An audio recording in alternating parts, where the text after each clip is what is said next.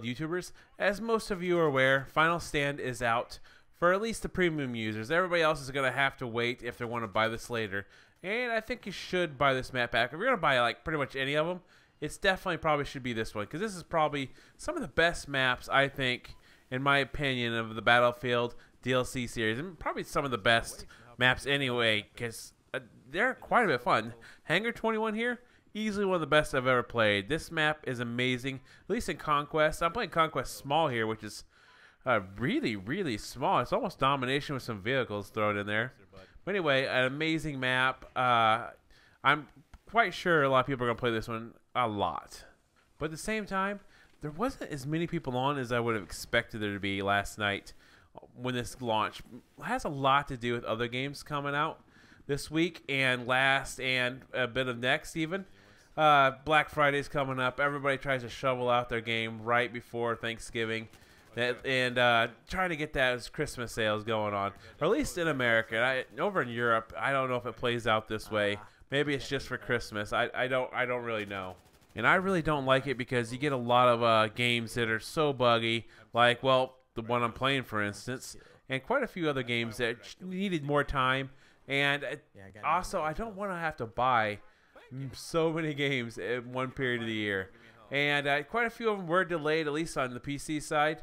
And they're going to come out this spring, which is kind of a weird time, but it doesn't really bother me. But I know, somebody younger than me that, depends on those Christmas games. It kind of sucks because your parents are only going to get you that 1 or 2 games. Or at least it was like that for me when I was younger. And of course, back in the olden days, there wasn't like paid DLC. There was some free content occasionally on PC, but paid wasn't a thing that the companies even did, and I kind of wish it would go back that way. Or at least be in such a way that maybe the maps are free and you pay for weapons or skins or who knows what. That way, everybody has the maps. It doesn't break up the player population, because the population is getting quite a bit smaller than it originally was.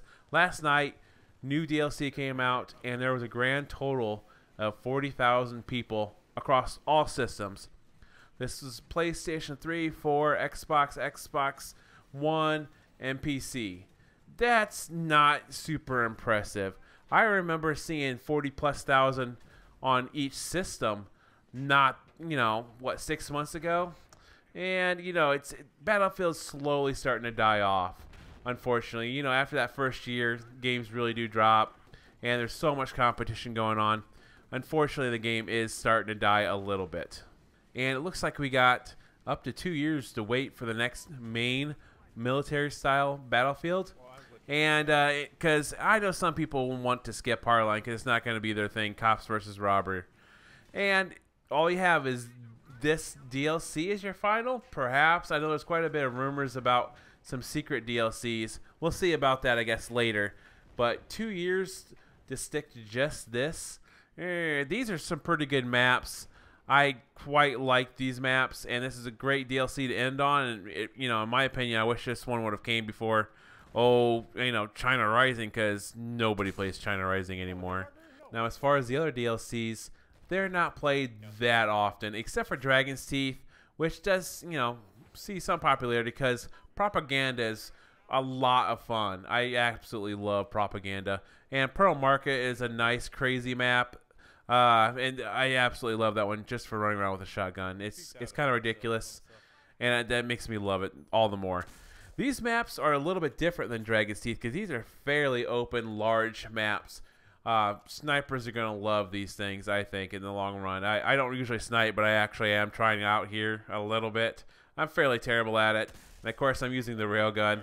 Love it. It has been nerfed pretty heavy, though. I know I shot the helicopter 2 times and didn't drop it as a transport, and when I was on the Little Bird, I was getting shot by it on occasion, and it just didn't drop me. Now, the 2 biggest things coming out of this patch, including the DLC, is the med packs, how they work. Now they don't heal you while being suppressed or fired at in general, which is quite a big change. It's going to make people not want to play Assault anymore, or not so much. At least that's the theory, I guess. Which, good and bad. There's too many Assault players too often, and now that they can't constantly heal up, they'll probably be switching pretty heavily to support, I would think. Well, who knows? Maybe not. And the second biggest thing, I think, in the patch notes, which I don't think I've seen anybody talk about, is when you jump out of a vehicle, it will no longer roadkill you on occasion. It was an occasion for me. This happened to me probably a quarter of the time when I jumped out of something. And I'm glad this is fixed, or at least I hope, because look at this. Trading kills still happen. So what do you guys think about the new DLC? Love it, hate it, too much snow? What maps are your favorite? Which maps do you not like? And right here I got Battlefield 4 M249 Saw review, and on the right I got Ghost Song Beta. It's basically a modern take on the Super Metroid series. An absolute great game.